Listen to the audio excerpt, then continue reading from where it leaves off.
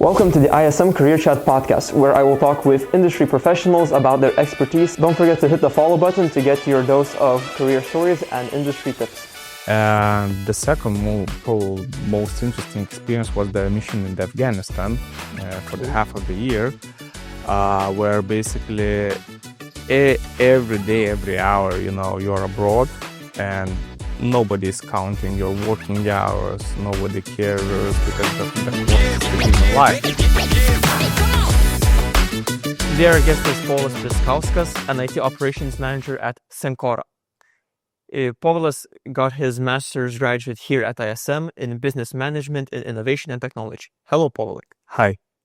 So, first of all, I want to start off with saying that you've had a very diverse career background, starting in the Lithuanian military and then moving into NATO and then switching into the private sector. Could you tell us a bit about your motivations and why you started working in the military sector? Yes.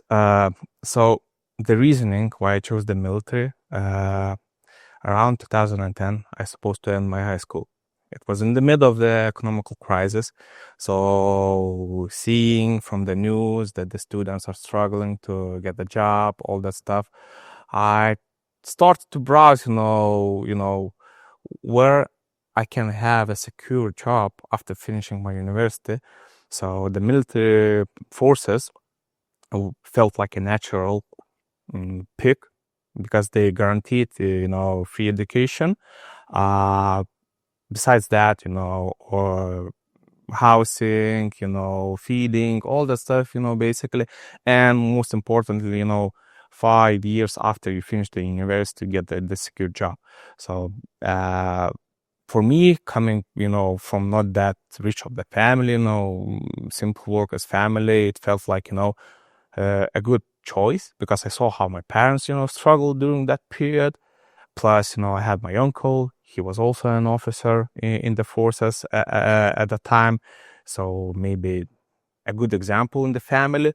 So, I chose that path. I was, physically active very much on that period in my life. I wanted, something in between, not only like a job where you sit behind the desk, but you do something, actively in the environment, in the nature. So that's how, I got, intrigued by that career path, and that's why I chose.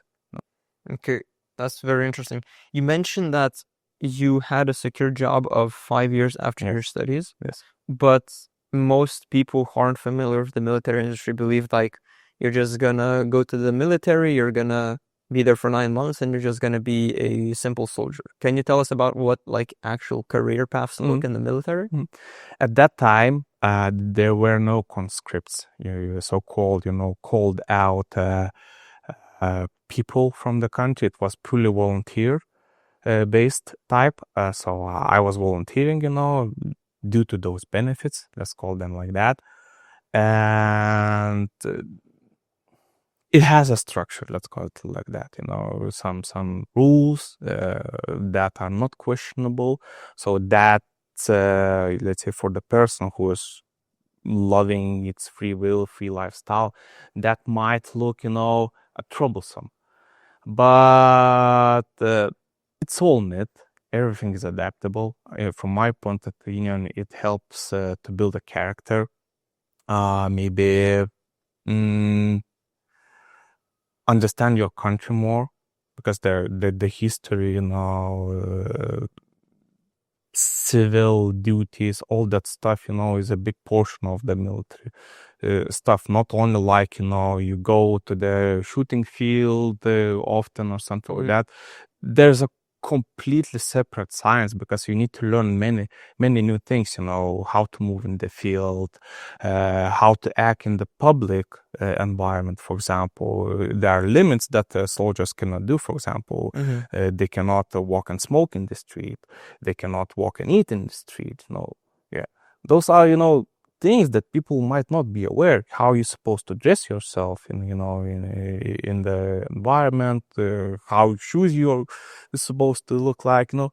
Again, how to read the maps, for example, stuff like that, how to use specific systems, how to use a specific machinery, those heavy cars, let's call them like that. I'm not going to use the military term because it might be too complicated for the audience. For example, a truck that weighs, 50 tons, double the size than the typical truck, how you operate that one, what kind of physics there are. So you learn a lot of stuff, and you can freely use those ones in the practice because for example, it's regarding the machinery, moving parts, how you learn maybe to fix vehicles, electricity, for example, or information technology, because military takes everything from the civil sector, but makes it more reliable, more rigid, let's say.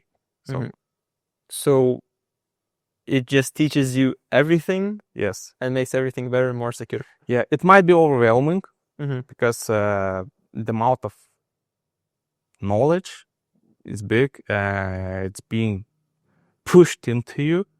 So it might be, overwhelming for somebody. You also mentioned building character while studying in the military. Could you tell us one of your favorite stories that helped you build character while you were in the Lithuanian military or NATO? Okay.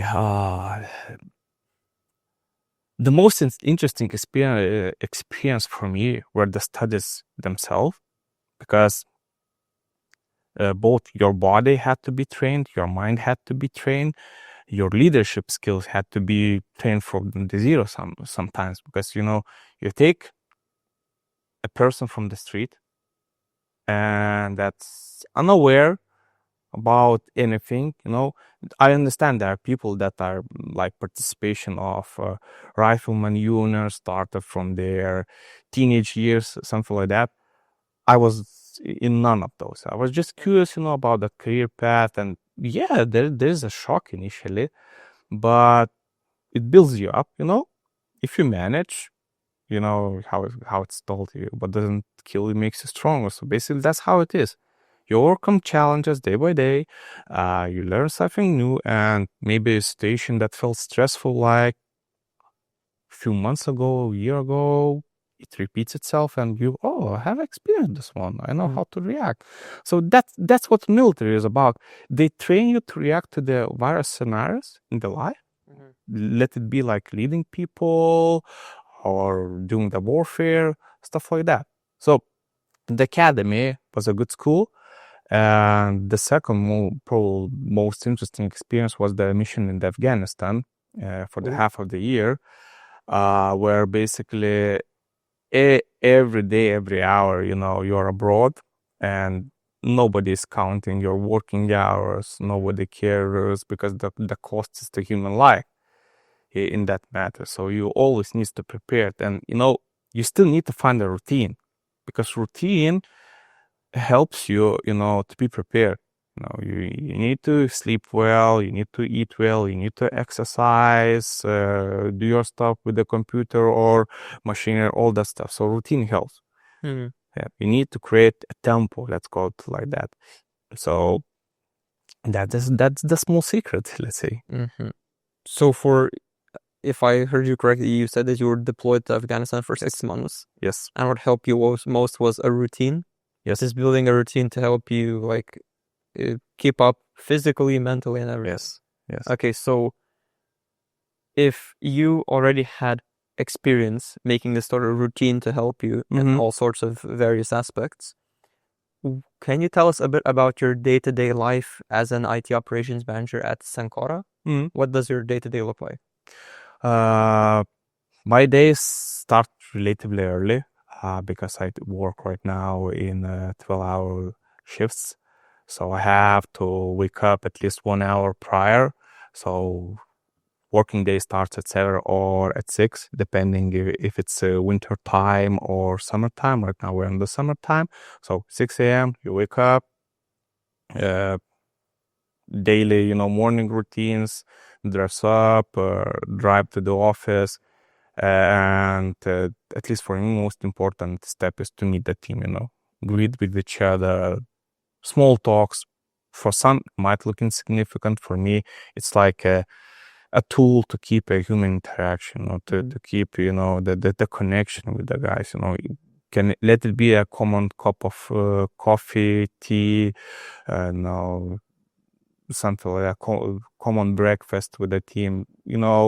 We are speaking about the life, what awaits us within the day, because we have, a queue of things waiting, some requests, incidents, stuff like that. So we discuss all those things within the first hour. Then, 8 hours of constant IT infrastructure maintenance. So preventive one, fixing stuff in advance, let's say it like that, or reaction to the virus incidents because equipment breaks. And your purpose is for the business, because IT is a supportive role. IT's purpose is for the business, that business should run seamless. So if IT is doing their job great, business is not feeling anything. Any disruption, for example, accountant can work with its accounting system, salesperson can, send all of the documents for the customer, conveyors, for example, are moving the boxes, offices has internet, Wi-Fi, all that stuff, so it is all about that. So my role right now is to governing the infrastructure portion, and we are working in the principle of follow the sun. I have, 6 direct peers of myself that I have, I think, same 6 teams, and we are assuring that our global business is running smoothly, doing whatever we can, to make it work.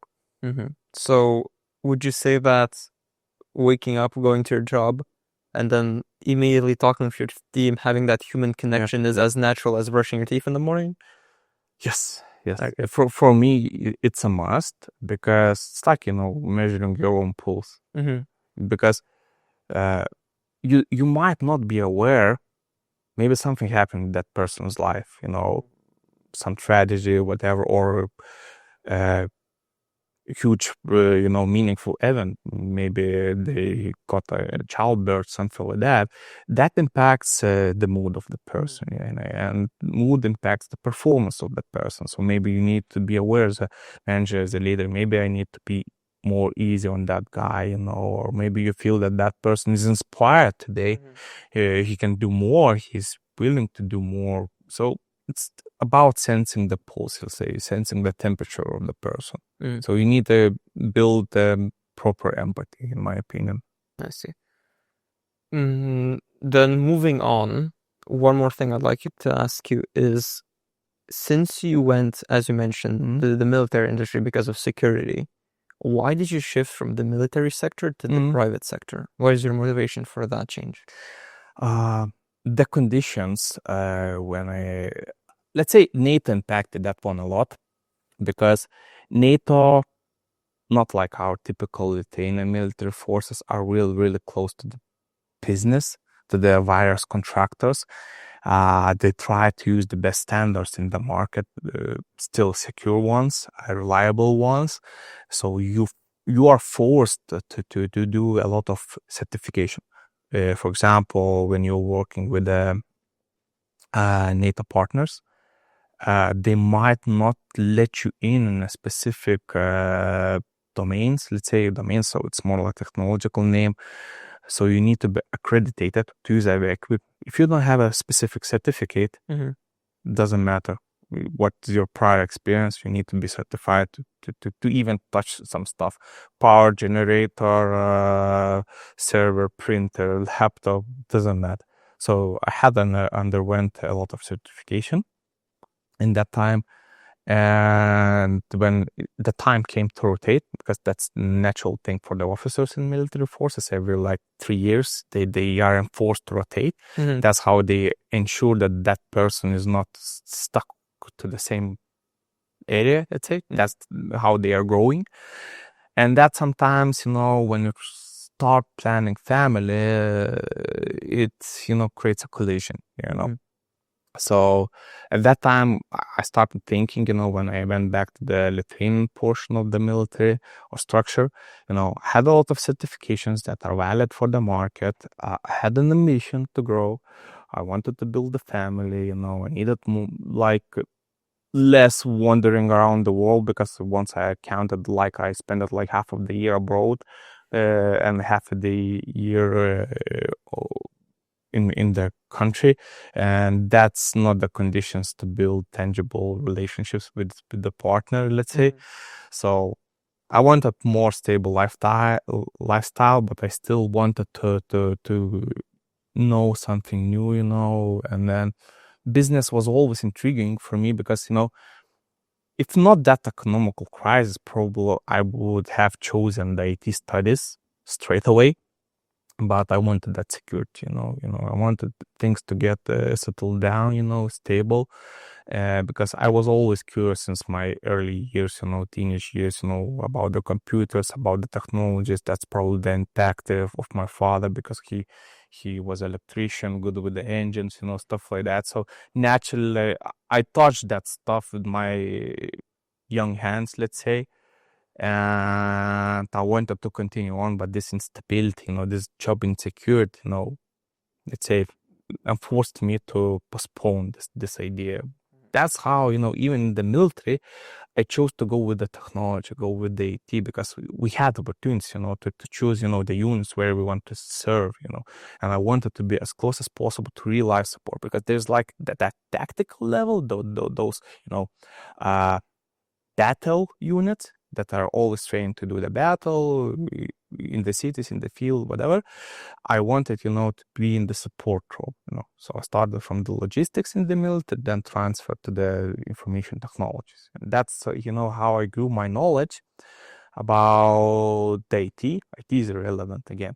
It's still the same IT in the military, or more like limitations, more like secure stuff, but still we're using the same equipment. Because let's take big corporates, Microsoft, HP, whatever, they still manufacture same products, but, just adding additional layers. So the knowledge is relevant. I had a strong leadership education, because again, military academy is one of the rarest, if not the only institution in Lithuania that incorporates leadership studies for the bachelor students from the first year, So, and again, I had a huge opportunity or luxury, let's call it like that. I finished the studies. I was assigned to the leading role straight away. Platoon commander, 30 plus subordinates, you're dropped into the lake, as we Lithuanians, or dropped into the water. There was no choice. You drown or you survive. So it's, let's say military gave you the tools. Now it's your time to use them in the practice. So it was, a good experience. I felt, I'm prepared for the leadership roles, even in the business. So, okay, let's try something new, meet my personal demands, to have a family, to have less wandering around the world, but still, continuing the professional growth. So that's how the decision came in. So your change to the business sector was based on the idea that your military experience helped you with your leadership, with your technical skills, and it felt like military gave you the tools to work into your leadership positions in the business industry. I still wanted to stay in Lithuania because I believe in this country. I had many opportunities. I saw my, classmates from the high school, hey, let's go work into the England, Denmark, whatever. Let's work abroad. I always believed in the Lithuania that you can still grow in here. I love my parents. I love this country, so I did everything possible not to leave this location. So that's why, I wanted to be here, still, do my part to help this country grow. And I try to look for the roles that do so. So that's, for example, my first step into the business was Telia, which is basically, again, telecom operator. Yes. An IT business representative in the country, and we are providing, great service for our country that we are proud. We were leading with the internet connectivity speeds, with the mobile technology development in the world. So I wanted, still to dedicate myself for the growth of the country, for the security of the country, but from the different perspective. So military is more like classical security, but you can ensure that the country nourishes, let's say, and blossoms in a different way as a person. So that's why I chose that area. So you still kept your values, you just transitioned into a different sector so that your needs would be met. But you had the same values at heart. Yes. Actually, you also mentioned that you were a platoon commander in NATO. So since you've managed the team both in the military sector and in the private sector, what are some key differences about management in both sectors, and what details are the same? In the military, it's more like straightforward, less freedom to question the decision of the commander, to question your task, because you're obliged, let's say, to do how you're told. For example, if you're a simple soldier, if you're an officer, you're doing more like planning, thinking.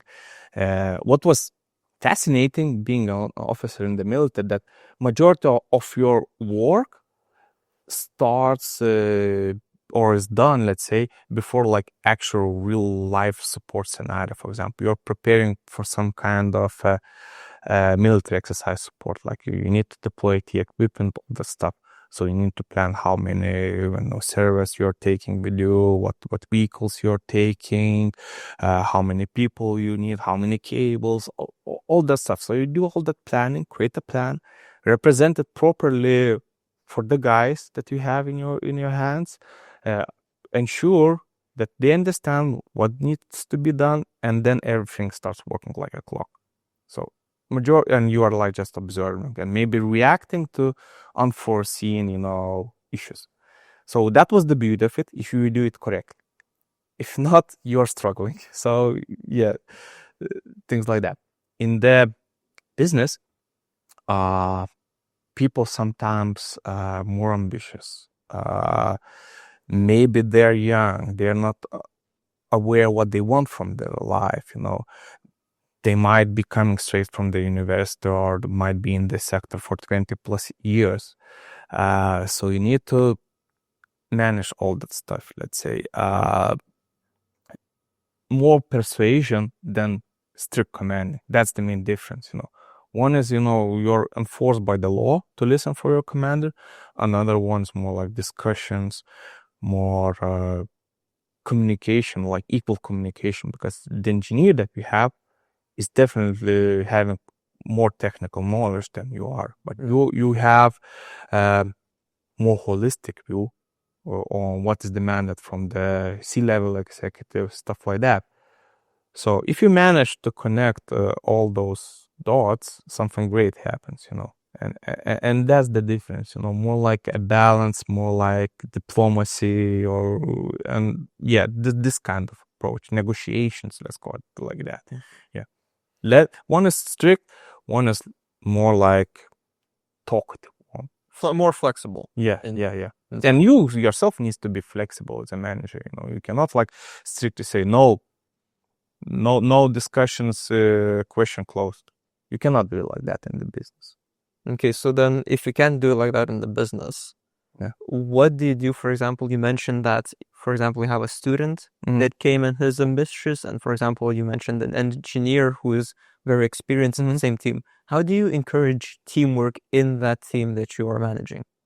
That's an interesting one. For the senior one,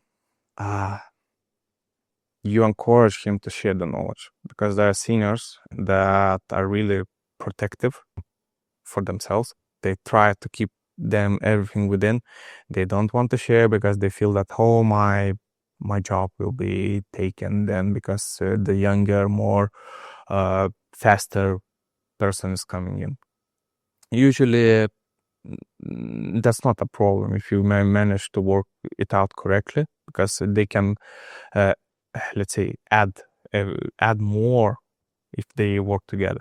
The younger one, they're usually very ambitious, not so attentive to the details. They're rushing to do things, so we need sometimes to know where to use the handbrake for them. So they require more like direct supervision, the younger ones. For the senior ones, you need to give more freedom. So that's the balance, basically. Through my practice, let's say I didn't know the theory. There's actually an academic theory or a leadership called situational leadership model. There's like 4 frames how you manage people. So the lowest level basically is then has no experience, no knowledge, so demands a strict supervision. Sometimes they call it micromanagement. So the most senior ones, they are purely on delegation. You can give an abstract task, they know how to do it, they will decide how to do it. You give the freedom of the action and decision, and you are ensured, you have the trust that everything will go well according to the business needs. So I try to follow that situational leadership model nowadays. I unconsciously did like that in my military career, but again, that's why, let's say, I continued learning various stuff to follow the practice with some kind of the theory. Yeah, so you kept self-improving so that you could learn from not only your practice but your theory. Okay, you also mentioned that while working at NATO, you spent half a year abroad, half a year in Lithuania. Yes. But that implies that also in NATO you have a lot of global experience. Yes. And now that you have such an important job in Cencora with global also partners, were some global, let's say, experiences in NATO that help you in your current IT operations management job at Cencora?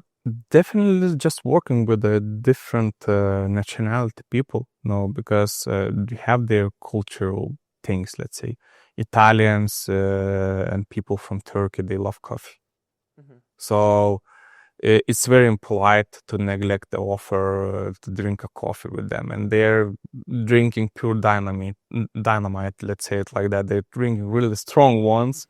So you need to adjust your flavor senses for that one, but then you are, being acknowledged by them. What I experienced with the Italians, for example, they really respected the authority. For example, I tried, to do some direct leadership. That was my mistake, let's say. And there, the team leader of that small team came to me, let's say, hey, don't approach my guys directly because you're ruining my authority, you're ruining my reputation. If there's an issue with the guy, or something is missed from the work, let's just talk with me directly. When we've, agreed with the game rules, our relationship was great, really wonderful ones. People from the Great Britain, perfect language skills, all that stuff, but not that creative. It's hard them to react to abstract situations, for example.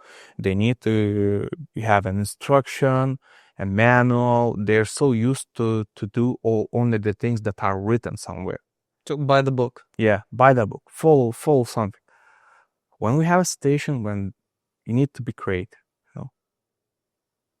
and nothing is happening. We are getting stuck. Yeah.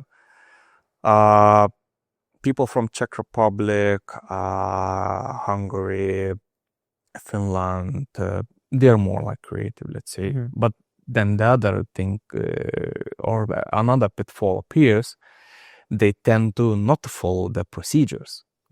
They try to abuse, the agreed rules, let's say, with the business. For example, if you want to do some change in the IT environment, there are like specific days when you can do this, hours. There are environments so-called testing, development, production. Production is like where the actual work stuff happens. So, for example, you cannot like touch a finance application or program in the production environment until the normal working hours are happening. So, So that's the thing. You need to understand the cultural patterns.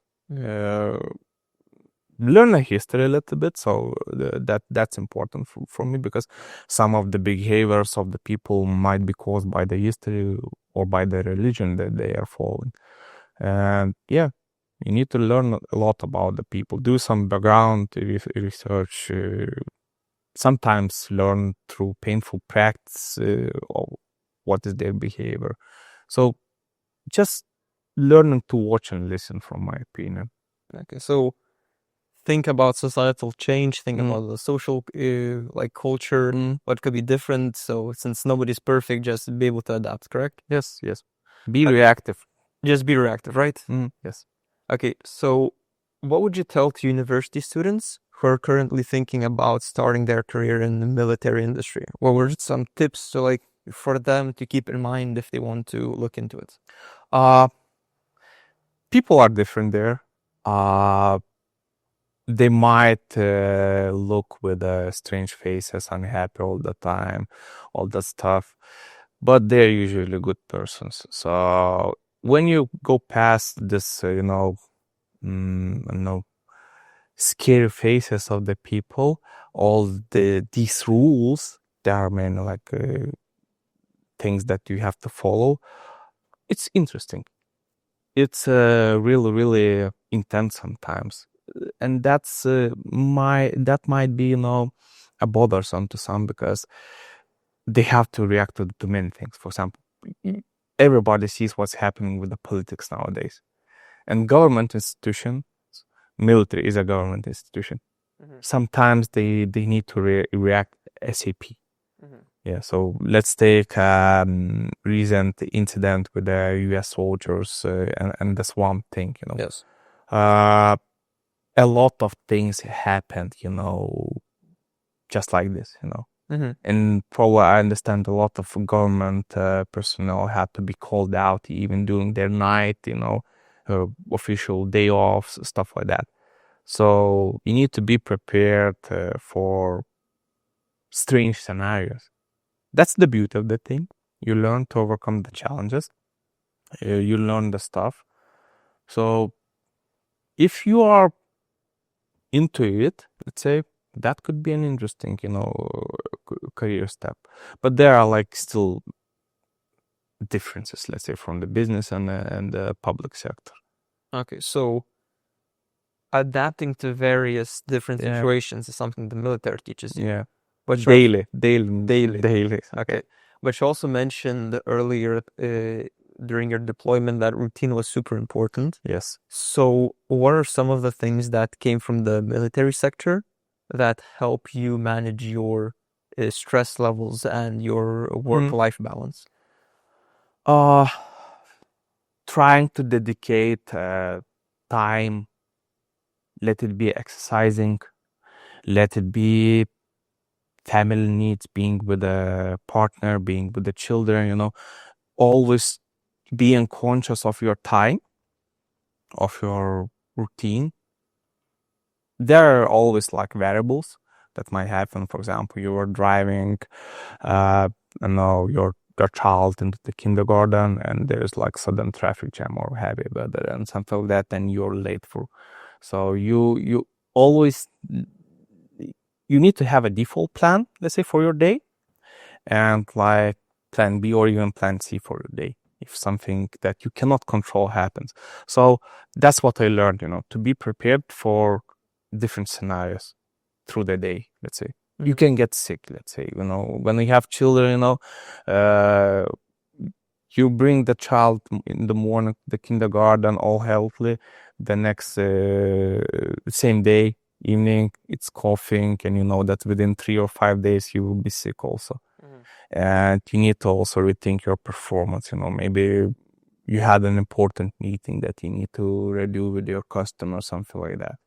So learning not to stress too much about the things that you cannot control, but still being prepared as much as possible.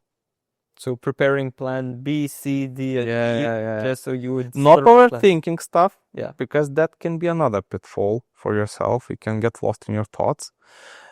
For that portion, to deal with that one, exercising, sports, something that's not connected with your direct work to get your mind somewhere else helps, let's say. Yeah. For me, while I was still in the military, I was running a lot until I got few leg injuries. So I needed again I still want to exercise what I can do. So right now I'm really into the swimming, let's say. Swimming and IT, it's not connected anyhow, let's say.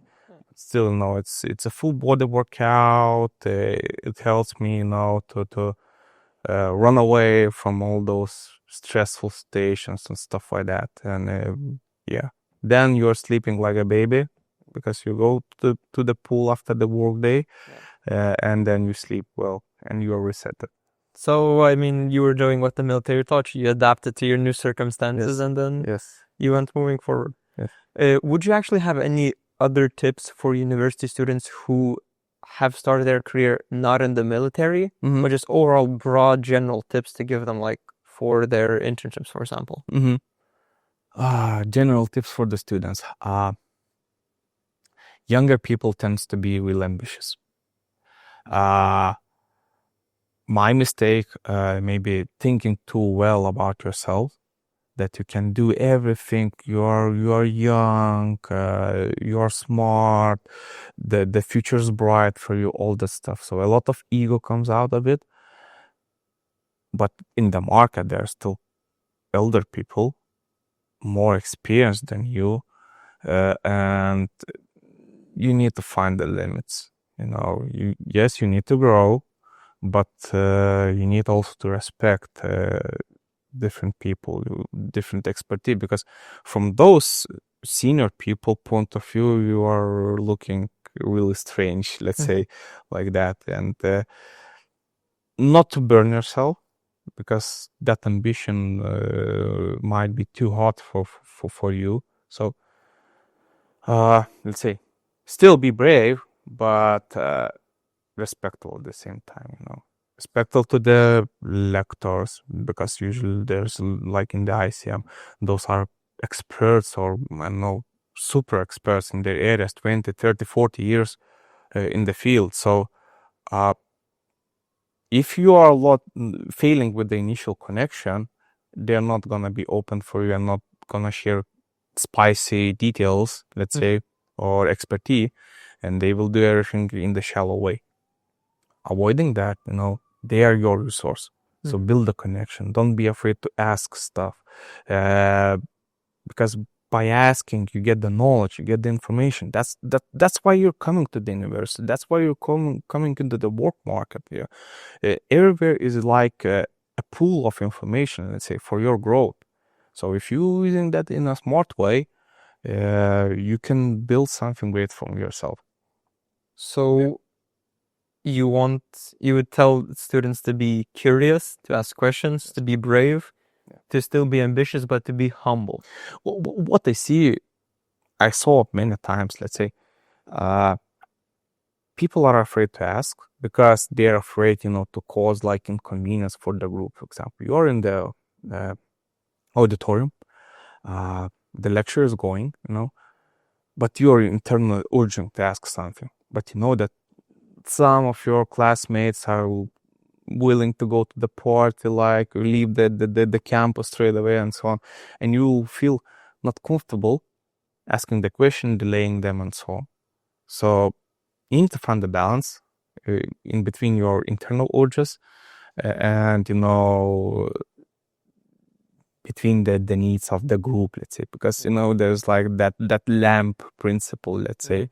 If a group reacts the same, I'm gonna do the same. So don't be shy to do something differently, because only people that are doing something differently are growing, let's say, because it's a missed opportunity. If you have a question, that would make a huge impact for you, or answer some problem that you had lingering on your mind.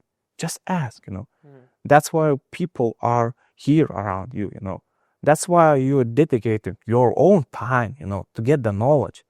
If you're not asking stuff, you're not gonna gain the knowledge. So what's the point for you being here? So you're losing, basically. Yeah. If you're leaving something urgent inside of you, you're losing. Same with the career. If you are feeling that I want to try something new, I had an idea that I might be successful there. What's holding you back? You know? Okay, maybe family, financial obligations, something like that. There's no need to start everything full-time straight away. Do this in small portions. Gain the knowledge in that area. Test yourself. So, university, for my opinion, is a huge testing ground for training various failures, let's say. Because in the university, we had the, let's say, luxury to fail.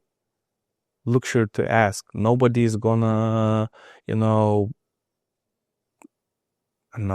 blame you or something like that. Because that's why we have the lecturers here. That's why we have the professor here to answer questions. And they also are humans, if they see that the person is really interested in some of the topic, they're so motivated to share their knowledge. At least I haven't witnessed anyone who was intentionally not sharing, their experience, their point of view, because they get the attention. They feel enlightened also by this approach. So use this opportunity, Yeah. So to wrap up, you want to, if students were wondering about what to do with their career, just look at your own personal values, what you want to achieve. What is your goal in here? Yeah. What you're trying to achieve. So ask yourself first, It's my time. It's my time in this building. It's my time at home doing homework, doing research. It's my time, let's say. Yeah. Okay. But still don't be too selfish. Yeah. But respect your body, your mind. So be ambitious, but be humble. Yes. Okay. Thank you for joining us today, Povilas. I was happy to have you. Thank you. Thank you very much for staying until the end. Don't forget to hit subscribe and follow us for any new uploads.